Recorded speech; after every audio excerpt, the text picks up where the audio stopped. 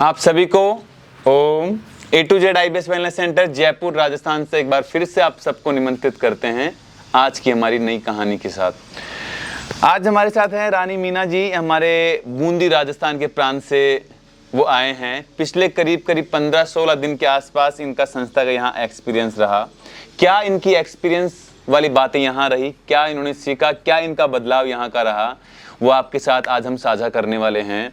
यहाँ आने से पूर्व इनको कॉन्स्टिपेशन, गैस बनना, एसिडिटी, भूख कम लगना, नींद और मानसिक तनाव मतलब मेंटल डिसऑर्डर तो बहुत पीक पर था और बॉडी में इतना स्टिफनेस था कि ना आगे झुक पाना, सर्वाइकल का इशू जो कि बाईं तरफ से बहुत भयंकर खिंचाव रहता था, घुटनों में नीचे एंकल जॉइंट के आसपास काफ़ी खतरनाक समस्या थी, साथ ही में सर्वाइकल का भी बहुत पीक लेवल पर इनको इश्यूज था।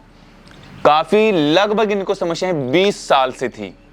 अब क्या इन्होंने यहाँ सीखा, क्या कुछ इनको अब तक बेहतर लगा, क्या इनके बदलाव आए, वो आज हम आपके साथ साझा करने वाले हैं। तो मैं निमंत्रित करता हूँ रानी मीना जी को। ओम बेटा, आप अपने कुछ अनुभव के बारे में आप हमारे साथ बताएंगे, क्योंकि जितना रिजल्ट एटलीस्ट हमने प्रेडिक्शन की थी हम उस अनुसार तो बहुत हमें लंबा चलना था, लेकिन कुछ व्यक्तिगत कार्यों की वजह से आपको जाना भी है। लेकिन हम आपके अनुभव से आते हैं कि आपको लाइफ में प्रॉब्लम के कुछ मुख्य जो आपको लगे कि जो चीज़ शेयरेबल है, आपको लगता है कि आपने यहाँ क्या एक्सपीरियंस किया, मेडिकल रिपोर्ट क्या रही, और कहीं ना कहीं आपने शायद 10-12-8-10 साल आई थिंक आपने एंटी डिप्रेशन की दवाइयाँ भी बहुत खाई है।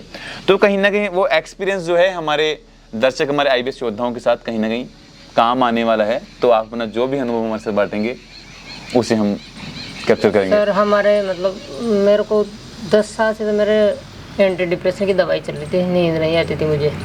उनसे मेरा वज़न बहुत ज़्यादा बढ़ गया और उनसे मेरे को कब्ज भी बहुत ज़्यादा हो गई थी। ना तो मैं फ्रेश हो पाती थी और ना ही मुझे नींद आती थी। धीरे धीरे वो दवाइयाँ मेरे अंदर मतलब थोड़े समय के लिए काम करी, फिर धीरे धीरे वो दवाइयों ने मेरे अंदर काम करना बंद कर दिया। तो मेरे उल्टा उनका और ज़्यादा इफेक्ट पड़ने लग गया। मुझे बिल्कुल ही नींद नहीं आती थी। फिर मतलब वो दवाइयाँ भी काम करना बंद कर दी बॉडी में, तो फिर मेरे को और ज़्यादा मतलब ऐसे तनाव रहने लग गया, बॉडी में खिंचाव होने लग गया, बहुत सारी दिक्कतें होने लग गई। फिर अभी मैंने मतलब 15-20-25 दिन से मैंने दवाइयाँ भी छोड़ दी नींद की, और मैं यहाँ पे जो भी बताया जा रहा है, बताते हैं जो भी मतलब जो सारे दिन की जो दिनचर्या होती, शाम को जो भी ध्यान होता है, वो सारी चीज़ें फॉलो करती हूँ। यहाँ थेरेपी ली मैंने, यहाँ का आहार फॉलो किया, तो मतलब मेरे को बहुत रिलीफ मिला जी, बहुत अच्छा महसूस किया जी। आप हमारा मन रखने के लिए बात नहीं कर रहे हैं ना? नहीं। जो आपने जो आपने एक्सपीरियंस किया, सर। वो आपने कहीं ना कहीं चीज़ों को जी करके देखा है ना? हाँ। तो हम बार बार दोहराते हैं और कई बार कहते हैं कि योग आपके जीवन का सबसे मूल धरोहर है।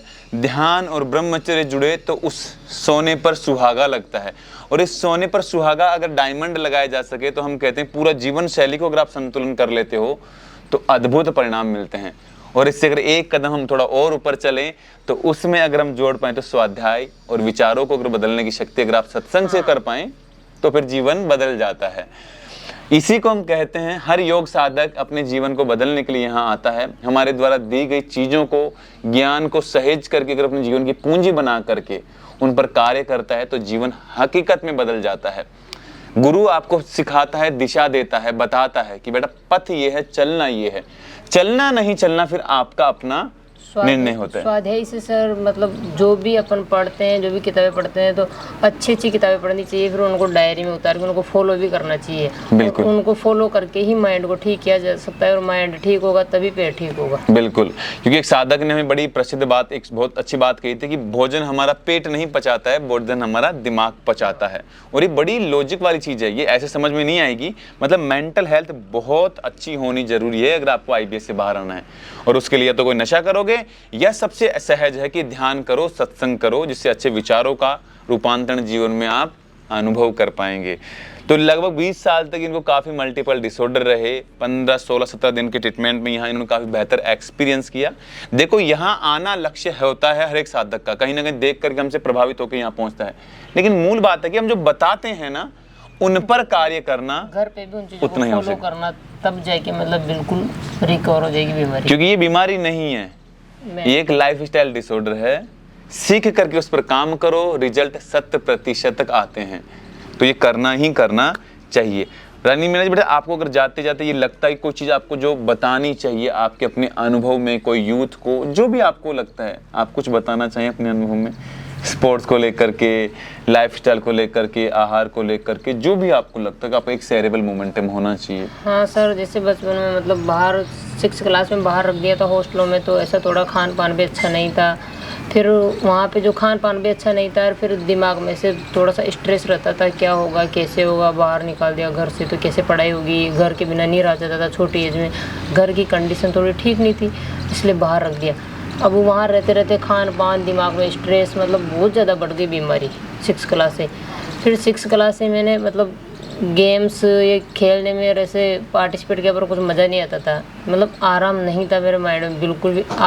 अब मुझे लगा है कि मैं अपने आप को ठीक कर लूँगी, और मैं ठीक होकर यहाँ से जो भी चीज़ें सीख के जा रही हूँ उनको फॉलो करूँगी। जी, तो ईश्वर करे कि आपने जो सीखा उसे आप जीवन में धारण करें और आपका स्वास्थ्य और बेहतर हो, और ईश्वर से कामना है कि आप और जल्दी स्वस्थ हों और आपको दीर्घायु प्रदान हो, है ना। चलो आप सबसे विदा लेते हैं, आप सबके अच्छे स्वास्थ्य कामनाओं के साथ आप सभी को